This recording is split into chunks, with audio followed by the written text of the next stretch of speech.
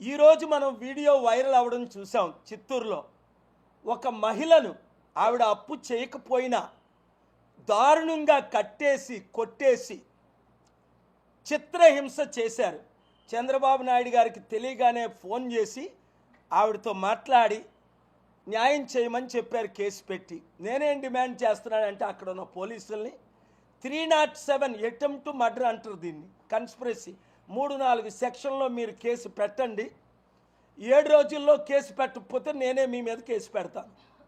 ఒకటి, చంద్రబాబు నాయుడు గారికి నేను ఇచ్చిన మనవి ఏంటంటే, ఇదే విషయం స్టాలిన్ తమిళనాడులో జరిగితే తమిళనాడు కోర్టు ఏమైనా తీర్పిచ్చిందంటే, ఎవరైతే అప్పులు ఇచ్చి జబర్దస్తిగా అప్పులు చేస్తున్నారో, లేదా మానభంగాలు చేస్తున్నారో, లేదా హత్యలు చేస్తున్నారో, ముఖ్యంగా అమ్మాయిలు ఎత్తుకొని వెళ్తాం మీరు డబ్బులు ఇవ్వపోతని, ఇది కొల్లలని చెప్పొచ్చు మన దేశంలో. సో స్టాలిన్ గవర్నమెంట్ కోర్టు ఆర్డర్ని చూసి అసెంబ్లీలో బిల్లు పెడుతున్నారు. చంద్రబాబు నాయుడు గారు బాగా వినండి, అసలు వారికంటే మీరే ముందు బెల్లు పెట్టాలి. ఎందుకంటే మీకే అనుభవం ఎక్కువ ఉంది కనుక మీరు ఇమీడియట్గా అసెంబ్లీలో అప్పులు ఇచ్చిన వారు ఎవరైతే ఇలాగ మహిళలు కొట్టి లేదా అమ్మాయిల్ని తీసుకెళ్ళి బహిరంగంగా అప్పులు వసూలు చేస్తారో, కోర్టు ఇచ్చిన ఆర్డర్ ప్రకారం మీరు అసెంబ్లీలో బిల్లు పాస్ చేయండి. 5 సంవత్సరాలు వాళ్ళకి జైలు శిక్ష అని, అలాగే 5 లక్షల జరిమానా అని.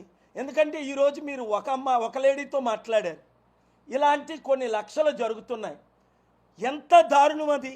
Prevention is better than profession. మొన్న బెట్టింగ్ యాప్లో నేను సుప్రీంకోర్టులో మే 23న ఆర్గ్యుమెంట్ చేసినప్పుడు జస్టిస్ గారు అన్నారు, మర్డర్ కేసులో 302 పెడితే నరహత్యలు ఆగిపోయాయా? నేను దానికి ఏమిచ్చాను, యువర్ ఆనర్, ఒక సిగరెట్ తాగితేనే హానికరం అని అనౌన్స్ చేస్తారు.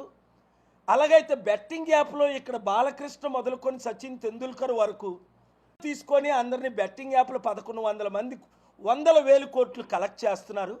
30 కోట్ల యూత్కి నాశనం అవుతున్నారు. తెలియకుంటే ఇది మంచి యాప్ అనుకొని అప్పులు చేసి, నిన్న కూడా నేను ఒక స్టోరీ చదివాను. ఒక అబ్బాయి 10 లక్షలు అప్పు చేసేసి బెట్టింగ్ యాప్లో డబ్బులు కట్టలేక ఆత్మహత్య చేసుకున్నాడని. దేశంలో 29 రాష్ట్రాలకి అలాగైతే ఆర్డర్స్ వెళ్ళాయో, సుప్రీంకోర్టు దేశానికి ఎలాగైతే డిమాండ్ చేసిందో గవర్నమెంట్ మీరు కౌంటర్ ఫైల్ చేయండి అని అసెంబ్లీలో ఈ బిల్లు పెడితే, ఇలాంటి బిల్లులు దేవుడు చంద్రబాబు నాయుడు గారు మిమ్మల్ని దీవిస్తాడు, మిమ్మల్ని దీర్ఘాయుస్సు ఇస్తాడు. ప్రజల కొరకు ఉండండి, ఇచ్చిన వాగ్దానాలు నెరవేర్చాలి అంటే సూపర్ 6 ఏదో జోక్ చూశాను నేను.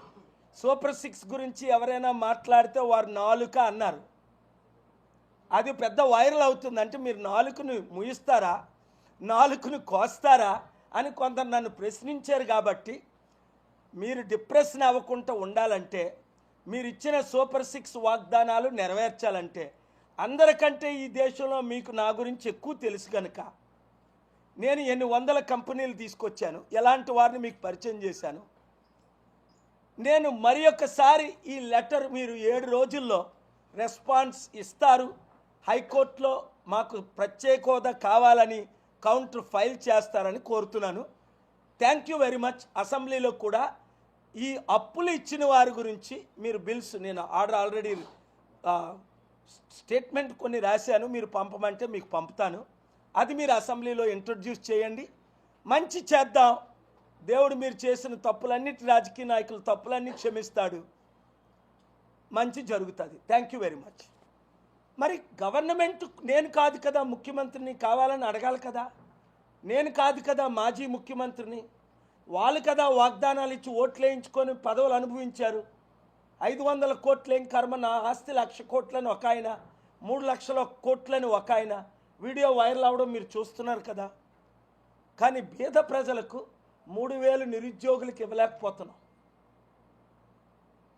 నీకు 15,000, నీకు 15,000, నీకు 15,000, నీకు 18,000. అమ్మా ఆ ఊతరేఖలు పట్టుకొని వచ్చాయని ఒక ఆయన మీద చీటింగ్ కేసు వేస్తున్నాను కోర్టులో. ఏమన్నాను? పూతరేకుల ఎమ్మెల్యే మీద. వాడు ఎంత మోసం చేశాడో ఆ వీడియో ఇప్పుడు ఏ చూసినా అదే వైరల్ అవుతున్నాయి నా వీడియోలాగా.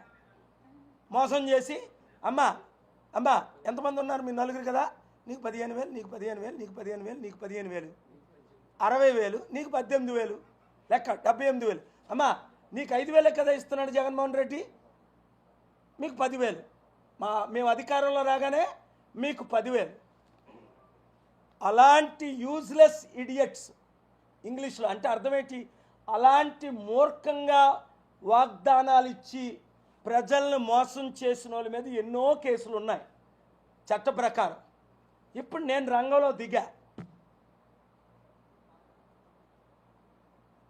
ఇలాంటి పనికిమాలిన ఎమ్మెల్యేలని రోడ్ల మీద తిరగనివ్వకూడదు, జైల్లో పెట్టాలి. మరొకసారి వాగ్దానాలు ఇవ్వకుండా వాళ్ళు చిత్తుగా ఓడించాలా, 5 నుంచి 7 సంవత్సరాలు జైల్లో పెట్టాలి. మహిళలను మోసం చేసి, వృద్ధులను మోసం చేసి, నిరుద్యోగులను మోసం చేసి, అసలు నేను మాట్లాడకూడదు అనుకున్నాను ఇవన్నీ. చంద్రబాబు నాయుడు గారు, మీడియా ద్వారా నేను మీకు చెప్తున్నాను, రండి కలిసి పనిచేద్దాం, దేవుడు మిమ్మల్ని దీవిస్తాడు.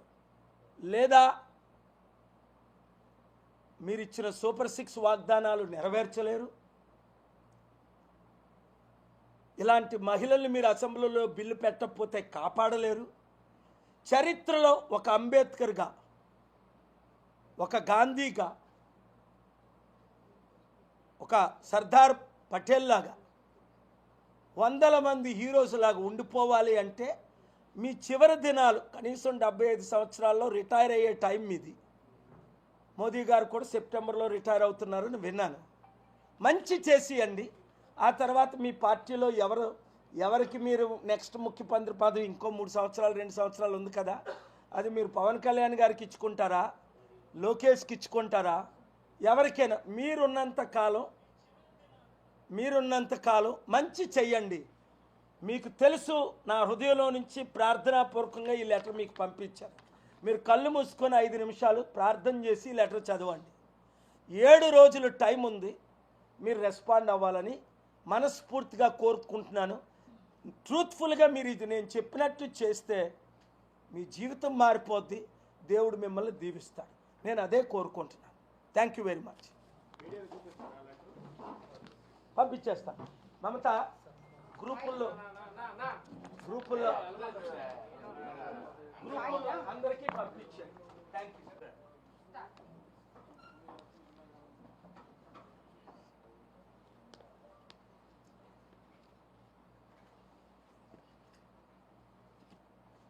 I have రింగ్ ఆపుకోవాలా, ఫోన్ స్విచ్ ఆపుకోవాలా ప్లీజ్.